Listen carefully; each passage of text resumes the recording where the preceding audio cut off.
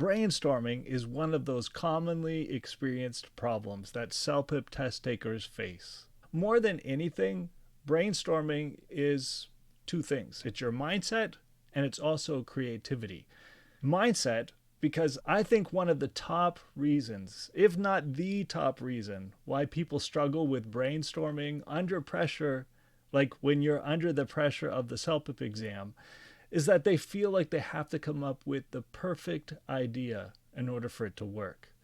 And so they end up not writing anything because they think that every idea they come up with isn't good enough to be the best idea to work with.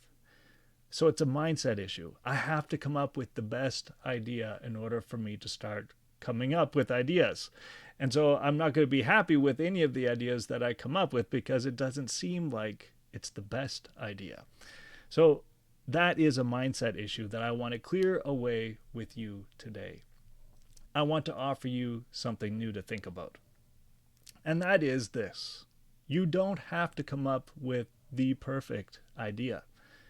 But instead, you do need to come up with ideas, and lots of them. And the more focused those ideas are on the topic that you're going to be talking about, the better. So it's not about the perfect idea, it's about ideas. The second thing that I want you to think about is that you need to come up with sparks. Think about brainstorming like generating sparks. And you know what happens when sparks start to fly. Like if you've ever watched a fire, sometimes little tiny fires begin because of those sparks that come shooting off of the main fire. And that's what you're looking for when you're brainstorming, is for a spark, a word, a thought that will come out and just generate or help you generate your answer. That's what brainstorming has the power to do, to unlock or open up a flood of ideas that you can use when you are actually speaking or writing. And very similar to the idea of sparks and that you're looking for ideas, not the perfect idea, is that you want flow to happen. Think about like a river. You don't want to just have a tiny trickle of ideas. You want to have a lot of things to work with. I love the Spanish word for brainstorm because I think it captures what you're really looking for even better than the English word brainstorm. In Mexico, brainstorm is lluvia de ideas. Directly translating, it means idea rain. Get that picture in your mind. When it rains, most of the time you see thousands upon thousands of drops. It might start off slow, but usually those raindrops come down in an uncountable number of drops, right? There's just lots of them. And that's what you're wanting to have happen up here in your mind when you're trying to brainstorm. You want it to rain ideas. Does that sound good? Then please keep listening. Today, I'll be sharing some practical ideas that will help you develop your brainstorming skills, as well as a fun game that you can play with your friends and your family that will also help you develop your creative skills as well as your brainstorming skills. I bet that you know exactly what it's like to know that you need to say or write something, especially as you're practicing for the CELPIP, and yet you don't know what to say or to write, and that timer keeps ticking away. You've drawn a blank. Have you ever heard that expression before, to draw a blank? It means your mind is empty. When you need an idea, there's nothing coming to you. That's a common problem that many CELPIP test takers complain about. When it's time for me to write or when it's time for me to speak, I draw a blank. Or worse. Well, I don't know if it's worse. I can't tell what's worse. Is it worse for you if you're trying to come up with an idea and you just can't come up with an idea? Or does it feel worse for you to have just one or two simple ideas and you run out of things to say partway through the writing or the speaking section of the exam? What feels worse to you? Not knowing what to say or getting stuck in the middle without something else to say after you got started? Maybe they both feel equally as rotten and terrible. Well, if you draw a blank and if you struggle with running out of things to say, then I want you to first of all know that you're not the only one who has this happen to you. Now, I know that this doesn't help you solve the problem, but it should at least help you silence that pesky little voice that might be trying to tell you that you suck at English because you can't even come up with a few simple ideas. That's a complete lie. Don't buy into it. The truth is, brainstorming is a skill that you can develop and grow just like a muscle. It's a creative muscle. The cool thing is this: the more you use any of your creative skills, the stronger they become. I've shared this before, but at work, I run a writers group for seniors. I've got a few writers in that group who haven't touched a pen and a paper to write creatively in decades. Do you want to know what their greatest fear was? What if I can't come up with anything to write about? Do you want to know something interesting about this special little group of mine? Most of the members are over 70 years of age. One of them is in her late 90s. And almost every week now, they have come up with something to share. One of them in particular has surprised herself with all the stories that seem to come bubbling up as she starts to write. And she was one of the ones who worried about not having anything to say when we first got started. The point that I'm trying to make with you is this: creativity grows. It develops and it gets stronger the more you exercise it. Brainstorming is a creative exercise. If you feel stuck at it, you can improve it through practice. Today, I want to share a short 7 or so minute clip from a class I gave around getting ready for speaking task 1. It's recorded from a class that I held on Zoom, so I apologize for the audio if it sounds a bit weird. But in this clip, I go into detail about some of the practical things that you can be doing to be practicing your brainstorming skills. And hey, don't worry if you can't keep up with what I'm talking about in this clip. I'll be sharing the complete video of it, which is actually a class that I taught a couple of weeks ago, with you today if you want to follow along. To grab it, just go to celpipsuccess.com/resources. That's celpipsuccess.com/resources. And you'll be able to download a copy of this video so that you can watch it again and again and take notes along with it if that will help you. Make sure that you come back after this clip because I'll be sharing a fun board game that you can play that will help you have a great time with your family and friends while helping you to also develop your brainstorming skills in English. So here's the clip. The first thing that you need to know is that you will have 30 seconds to brainstorm.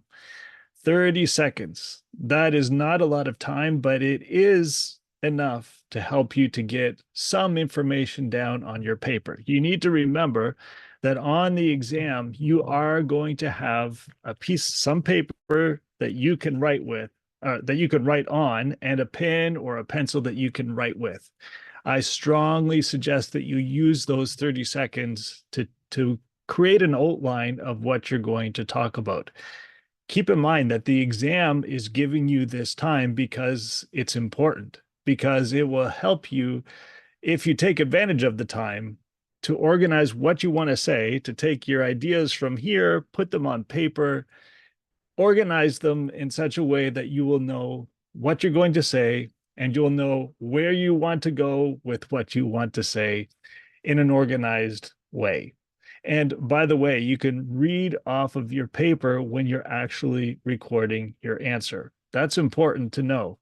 You don't have to have everything memorized. For example, you can put it on paper and then just begin your recording. So that's really important. 30 seconds. Use all of the time. Use those 30 seconds. Don't just, pretend that it doesn't exist. Don't waste the time. Really try to use it to organize what you're going to say.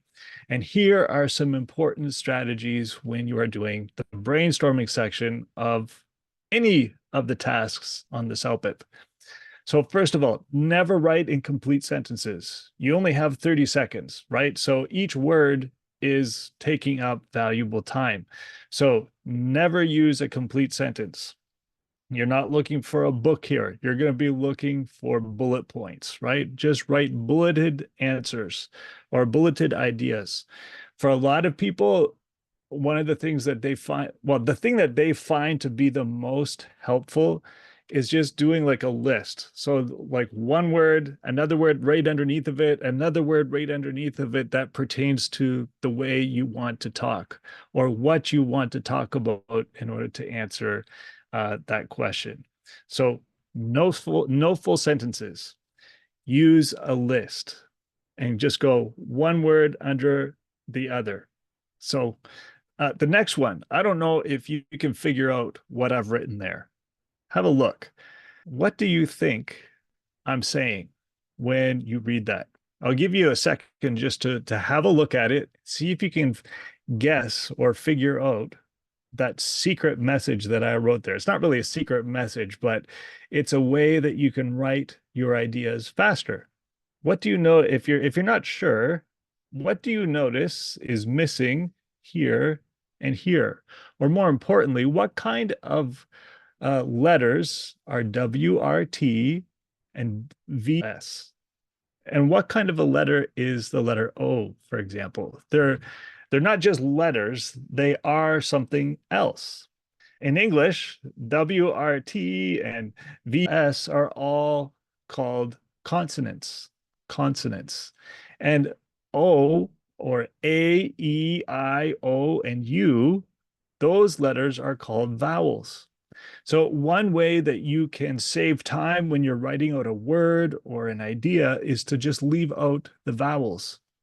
And that way you can probably figure out what that word is. So WRT is right. I left out the vowel I, T, right? And then this is something different. I'm using something called shorthand here. And I learned this word, how to write this word when I was in university. We took a note-taking class, and I don't remember all the symbols and all the shorthand ideas that our professor gave to us, but one of the ones that I do remember is this. Whenever you write W/O, it can mean without. So write without, and then here, the vowels. The vowels are missing. And I just gave you what that word is. So VOWELS, vowels. So write without vowels. So that's an interesting way that you can just write a little bit quicker. Leave out the vowels. And the next one, use symbols. You don't have to write complete words. For example, instead of saying plus or positive, you could just write that symbol, the plus symbol. If it's a negative situation, you could write the negative sign or the subtraction sign. If you wanted to say yes, you could put a check mark, for example. If you wanted to say no, you could put an X. So think about some ways that you can write words without actually writing words. And one of those ways is using symbols. Another one is using shorthand. You can create your own shorthand, by the way. If you have creative ways that you can express your ideas without actually using full words, go for it. I mean, some people have drawn little pictures, but honestly, you don't have a lot of time to get into drawing too many pictures. So I wouldn't spend too much time on creating art around this because you just don't have a lot of time. All right. So once again, to brainstorm effectively, don't write in full sentences. Use bullet points. Write your ideas one below the other in a list. Don't use vowels. You can try writing without vowels to shorten the words. You can create your own shorthand. That's what this is called when you shorten a word without. That's what that one is. And you can create your own, like I said before. And also use symbols when you are thinking of ideas. Like if something is going to go up, you could draw an up arrow. If it's down, you could draw a down arrow. If it's the same, you could write the equal sign. There's lots of different symbols that you can use to help you to express an idea. Hey, welcome back. So, what did you think? Did you pick up any tips to help you with your brainstorming skills? Okay, I promised something fun. A game that you can enjoy with your friends and with your family that I promise will help you develop your quick and creative thinking skills. Have you ever heard of the game called Scattergories? I'll put a link to it in my show notes. But Scattergories came out way back in 1988. But it's still a great game to play today. In fact, it's a party game favorite. To play, you'll need a timer, a pen or a pencil, some paper, all the letters of the alphabet, and lots of categories like animals, holidays, vegetables, famous singers, you name it. Whatever category you want to put there, you can use it. To begin, you randomly select a letter of the alphabet. This will become the first letter of the words you must try and come up with for something that belongs to each of your categories. Now, I know that sounds a bit muddled up, so here's an example. Let's say you randomly choose the letter A to be the starting letter of the words you need to work through. And let's say that one of your categories was animal. So you have to come up with an animal that begins with the letter A. In my example, I wrote ape. What would you write? What animal do you know that starts with the letter A? Now let's imagine that the second category was holidays. Now I thought about this one for a little bit, but I could not come up with a holiday that started with A. And now that I'm here talking with you, I still can't come up with a holiday that begins with A. Can you think of one? If you can, please write me and tell me what idea you came up with, because I still can't think of what holiday begins with A. And I'd love to hear your answer. So the next category that I wrote down was vegetables. Can you think of a vegetable that begins with the letter A? Now I came up with artichoke. I'm not exactly sure if that's a vegetable. I think it's a vegetable. If you disagree with me, please write and tell me, okay? But I wrote down artichoke. And for a famous actor, I wrote Anthony Hopkins. You get the idea? However many categories you want, usually around 6 to 10 categories, you write a word that belongs to that category that begins with the letter of the alphabet that you're working with on that turn. To make the game even more challenging and fun, you can work against a timer. Usually, you give yourself about 2 to 3 minutes to try to come up with as many different words as you possibly can. But here's the added challenge. If the time is not enough for you, if the time is not a big enough challenge for you, you can increase the level of difficulty even more by following this simple rule. If you're playing with a group of people, and you kind of should to make it more interesting and fun, if a word gets used by more than one person, you can't count it as a score. You lose that point. So you have to try to come up with unusual words if you can for each of the categories. So if you duplicate an answer, is what I'm trying to say. If you duplicate an answer, you don't get to score a point for that answer. And when that time is up, you stop writing and then you start sharing what words you wrote down for each category. And if you don't have the game, it's easy enough to create a version of it on your own. So go ahead and give it a try. I bet you'll enjoy it. Like I said previously, if you'd like to watch the clip I shared a little bit ago about brainstorming, please head over to CELPIPsuccess.com/resources and sign up. Not only will I share that clip with you, but I'll share the complete class that clip belonged to. That class was focused on speaking task 1, which is all about giving advice. So you'll learn about brainstorming as well as some key strategies that will help you prepare for task 1 of the speaking portion of the CELPIP exam. That's over at CELPIPsuccess.com/resources. Go ahead and sign up and grab your copy of that clip today. And thank you so much for listening to today's episode. I hope you found it to be helpful, and I want to invite you to please tune in next Tuesday when I'll drop another episode for you. Have a great week, and I'll see you next Tuesday. Bye-bye.